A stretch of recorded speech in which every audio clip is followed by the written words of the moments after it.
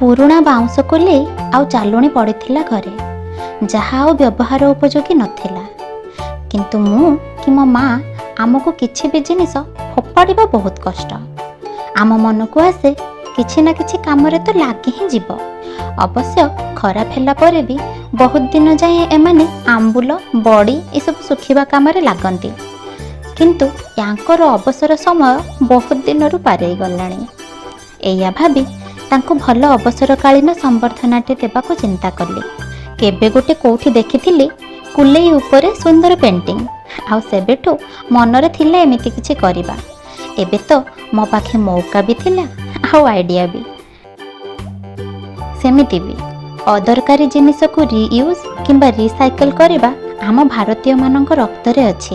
କେଉଁ ବି ଜିନିଷର ଉଚିତ ପଇସା ବସୁଲ ଆମଠୁ ଭଲ ଆଉ କିଏ କରିପାରିବ କହିଲେ?